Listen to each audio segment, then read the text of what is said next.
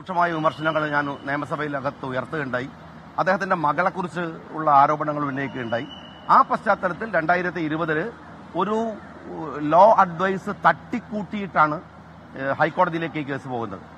ഹൈക്കോടതിയിൽ നിന്ന് ഈ കേസ് വലിച്ചെറിഞ്ഞിട്ട് പിന്നെയും സുപ്രീം കോടതിയിലേക്ക് പോയിട്ട് ഈ കേസിനെ വലിച്ചു നീട്ടിയത് സർക്കാരിനുണ്ടായിട്ടുള്ള അമിതമായ ചെലവ്, വെറും പകയുടെ, വിദ്വേഷത്തിന്റെ, അല്ലെങ്കിൽ രാഷ്ട്രീയക്കാരെ അങ്ങോട്ട് നശിപ്പിച്ചു കളയാമെന്ന് വിചാരിക്കുന്ന ഒരുതരം മനോവൈകൃതത്തിന്റെ ഒരു പ്രതിഫലനമാണ്.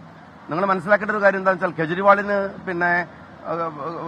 വിഷയത്തിൽ കോടതിയിൽ വന്നിട്ടുള്ള ഇഡിയുടെ സോളിസിറ്റർ ജനറലാണ് ഈ എന്റെ കേസിൽ.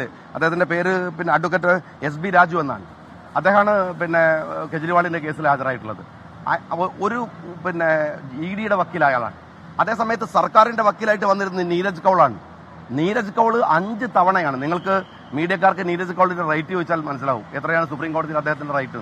5 തവണ ഏകദേശം 1.5 കോടി രൂപയോളം സർക്കാർ സുപ്രീം കോടതിയിലെ ഈ ദുർവ്യായത്തിന് വേണ്ടി മാത്രം, അല്ലെങ്കിൽ ഈ വളരെ മോശപ്പെട്ട എക്സർസൈസിന് വേണ്ടി മാത്രം ചെലവഴിച്ചിട്ടുണ്ട്.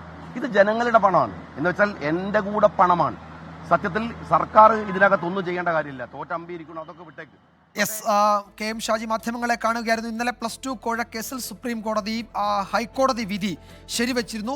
കൂടുതൽ അന്വേഷണം വേണ്ട എന്ന ഹൈക്കോടതി ഉത്തരവ് ശരിവച്ചിരുന്നു. സംസ്ഥാന സർക്കാരിന്റെ ഹർജി തള്ളി, ഇഡിയുടെ ഹർജിയും തള്ളി. അതിനോടാണ് KM ഷാജി പ്രതികരിച്ചത്.